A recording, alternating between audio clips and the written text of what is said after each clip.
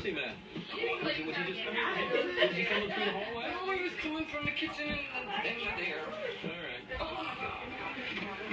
Couldn't have climbed up the wall. I don't think he would have climbed up the wall.